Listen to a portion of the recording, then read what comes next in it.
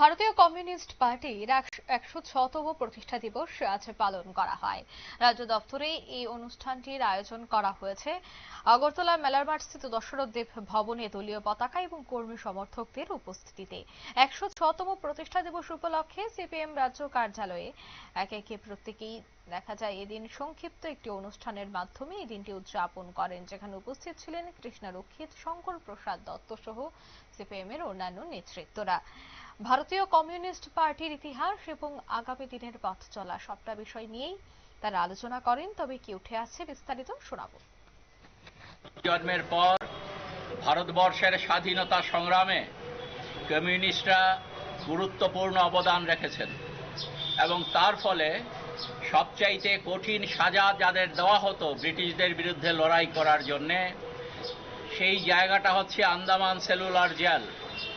ভারতবর্ষে যারা কমিউনিস্ট আন্দোলনের সাথে যুক্ত হয়েছিলেন, ভারতবর্ষে যারা মানুষের জন্য কাজ করছিলেন সেই সময়টাতে, বিভিন্ন মতের অন্যান্য দলের লোকেরাও সেখানে আছেন, তাদেরকে কঠিন সাজা দেবার জন্য অনেককেই আন্দামান সেলুলার জেলে পাঠানো হয়েছে এবং তার মধ্যে একটা বড় অংশ ছিলেন কমিউনিস্ট পার্টির সদস্য।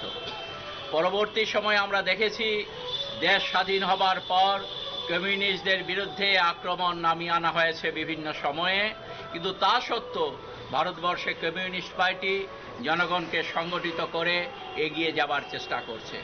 আজকের দিনে দাঁড়িয়ে যখন আমরা 106তম প্রতিষ্ঠা দিবস পালন করছি, তখন আমাদের দেশকে যারা শাসন করছেন, যারা রাজ্যে শাসন করছেন, ভারতীয় জনতা পার্টি এবং তাদের যারা রাজনৈতিক প্রতিষ্ঠা দিয়েছে আরএসএস, রাষ্ট্রীয় স্বয়ংসেবক সংঘ, তারা আজকে কেউ কেউ দেশপ্রেমী সাজার চেষ্টা করছেন, তারা কেউ কেউ বলার চেষ্টা।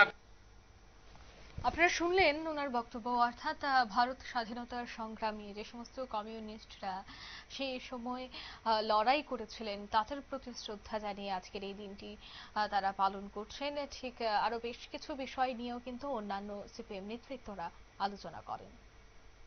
নিয়ে নিচ্ছি ছোট্ট একটি বিজ্ঞাপন বিরতি, সঙ্গে থাকুন।